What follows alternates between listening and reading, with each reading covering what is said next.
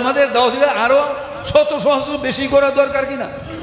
আল্লাহ যদি প্রশ্ন করেন যে আসল ধর্ম 3, 4, 40 আসল ধর্ম আমি তোমাদের দান করেছিলাম, এবারে আংশিক সেটার জন্য কত সমাজক চেষ্টা করেছে, দাওয়াত করেছে, লাখ লাখ সংগ্রহ করেছে, তোমাদের আসল ধর্ম কি চেষ্টা করেছো? এই প্রশ্নটা করলে আপনার যারা গাফলতি করে তাদের কোনো জবাব থাকবে?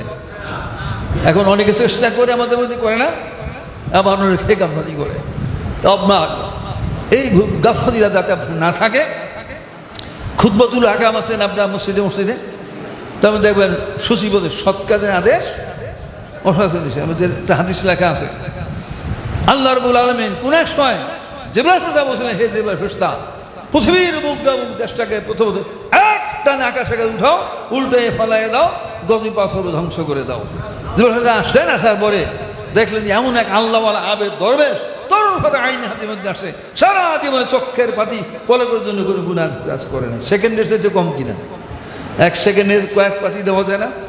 হাদিসে কি আছে? তরফাতা চক্ষের পলকের জন্য জীবনে ছোট্টখাটো গুনাহ করে, শুধু ইবাদত বন্দেগী করছে।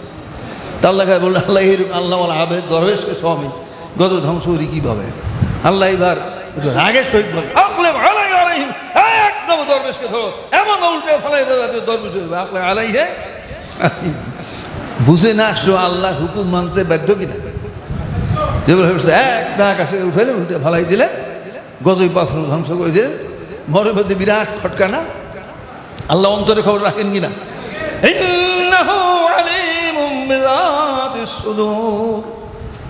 আমি আল্লাহ মানুষের অন্তরস্থিত কথা আমি জানি, মূল কথা।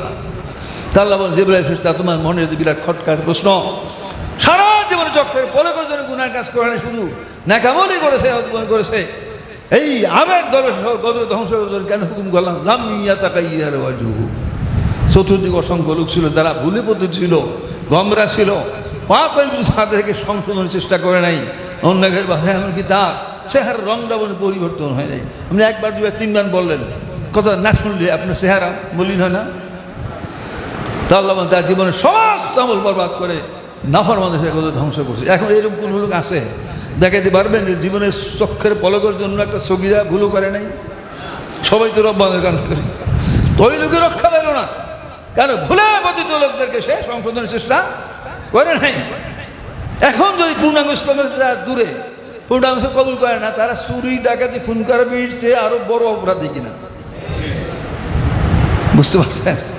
কেতাবে লেখা আছে না, আসাধ্য তাহারিমান মাসেল জাওহারে, কেতাবে লেখা দেহের দ্বারা যে চুরি ডাকাতি খুন খারাপি হত্যা, এটা আরো বড় হারাম হইল আপনার মোহ লেখা তাসো হাসিল না, এটা আরো বড় হারাম। আর দেহের দ্বারা যত ফরজ আমল করে তা সম্মানিত, তার চেয়ে আরো বড় সম্মানিত হলো এই তাসাউফের যে আমল। লেখা আছে না তফসির মাযহারের ভিতরে।